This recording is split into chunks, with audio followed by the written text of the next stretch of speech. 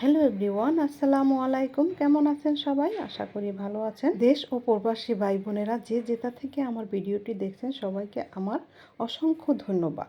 আজকে আপনাদের দেখাবো মেশিনে পারফেক্টভাবে কিভাবে চালের গুঁড়া তৈরি করা যায়। আমার টেকনিক ফলো করে যদি আপনারা চালের গুঁড়া তৈরি করেন, আপনাদের চালের গুঁড়াটা হবে একদম ময়দার মতো মিহি। তবে চলেন এখন শুরু করা যাক। আমি প্রথমে এখানে 1 কেজি পরিমাণে আতপ চাল নিয়েছি।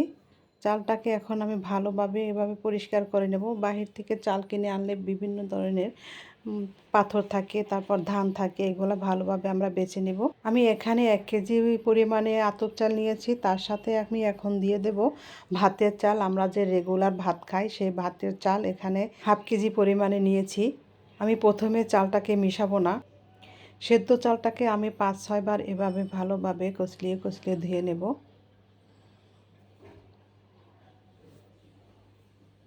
যতক্ষণ পর্যন্ত আপনার সাদা পানি বের হবে ততক্ষণ পর্যন্ত আপনারা চালটা ধুয়ে নেবেন।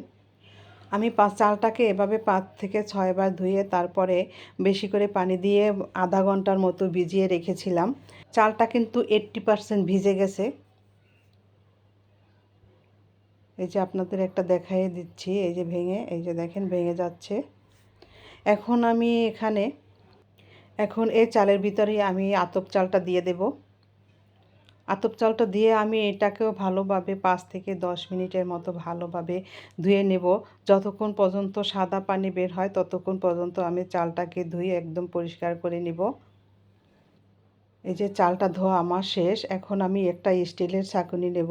স্টিলের এভাবে ছাঁকুনিতে আপনি রেখে দিলে দেখা যায় যে 1 ঘন্টার ভিতরে চালটা একদম ঝরঝরে হয়ে যাবে পানিটা শুকিয়ে। এই যে দেখেন আমার চালটা কত ঝরঝরে হয়ে গেছে।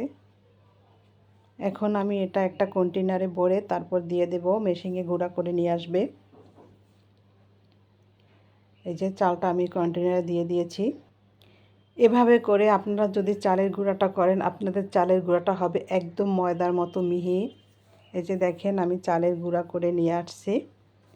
এই যে কত মিহি হয়েছে, একদম মনে হয় যেন ময়দা।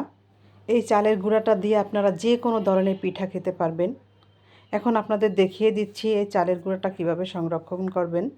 আমি এভাবে একটা কন্টেনার নিয়েছি। এখন এটার ভিতরে আমি চালের গুঁড়া দিয়ে দিব। এভাবে করে আপনারা 5 থেকে 6 মাস, তার বেশিও রাখতে পারেন, কোনো সমস্যা নেই। আপনারা ডিপে এভাবে করে রেখে দিবেন। আপনারা যখন আবার পিঠা বানাবেন তখনই একটু বের করে 1 ঘন্টা 2 ঘন্টার মতো বাহিরে রেখে আবার যে কোনো পিঠা আপনারা তৈরি করতে পারেন।